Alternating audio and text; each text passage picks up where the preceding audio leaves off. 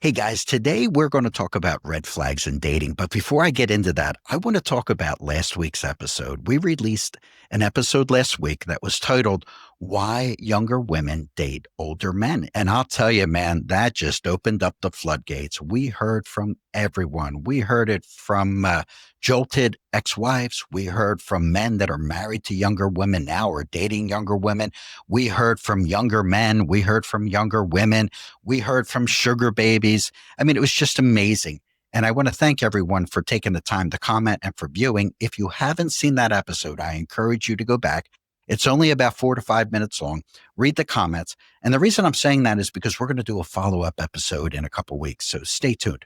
Today's episode, red flags. When people think about red flags in dating, they often picture dishonesty, cheating, or lack of ambition. But there's one toxic behavior that destroys more relationships than people realize, and that's jealousy and possessiveness. At first, it looks like love. Someone wants to spend all their time with you. They don't want to share you with anyone else. How nice. But then they start getting a little bothered when you're texting or you're talking to a girlfriend on the phone because you're diverting your attention away from them. And you just tell yourself, that's cute. They must really care for me. But over time, what started as flattering turns into suffocating. And today I want to unpack exactly how jealousy shows up, what it leads to, and what you can do when you're caught in it, whether you're the one feeling it or you're the one dealing with it. So, what does jealousy look like? And I think we need to break it down into a couple defined examples. There's mild jealousy. Your partner feels a little insecure because they saw you talking to someone that was attractive at a party. They may make a joke, they may fish around for reassurance, and that's okay. That's human nature. And then there's moderate jealousy. They start questioning who you're texting, wanting to know where you are at all times, or they're getting upset if you don't reply to them instantly. And then there's possessive behavior. They discourage you from hanging out with certain friends. They criticize how you dress. They make you feel guilty just for having a life outside of them. Here's the difference. Healthy relationships have trust and freedom. Jealous and possessive relationships have suspicion and control. Now, where does all this lead? Jealousy is a slippery slope. At first, it's insecurity, but if it's left unchecked, it becomes very controlling, and that is dangerous. I want to give you two scenarios. One, a guy tells his girlfriend, I don't want you hanging around with that group of friends anymore. They just make me feel uncomfortable. And she stops hanging out with them just to keep the peace. Now, that might seem harmless, but little by little, her independence is shrinking, and that is very dangerous. Or another scenario, a girl constantly accuses her boyfriend of cheating on her because he doesn't answer her within 5 minutes. He starts feeling like no matter what he does, it'll never be enough.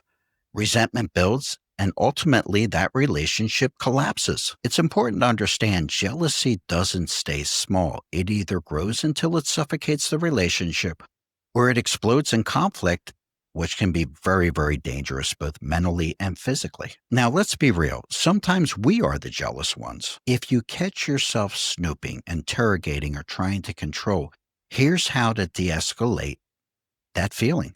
I want you to pause before reacting. Ask yourself, is this real or am I acting out of fear? And then I want you to communicate clearly without blame. Instead of launching into accusations like, why didn't you answer me? I want you to say, when you don't answer me, it gets my mind going. I know it's my insecurity. It's not you. I want to work on this. What can we do to make this better for both of us? And then the last thing I want you to do is build your own confidence. Go to the gym, focus on your hobbies, succeed in career, succeed in work. The more secure you are in yourself, and that's the underlying message of this whole episode, being secure in yourself, the less you will try to police your partner.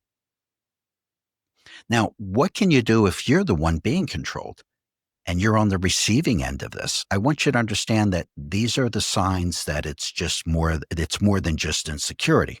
One is that they make you feel guilty for having friends or hobbies, or they demand access to your phone, your passwords, your time, or they punish you with the silence treatment, or they get angry with you because you don't bend to their rules or their desires.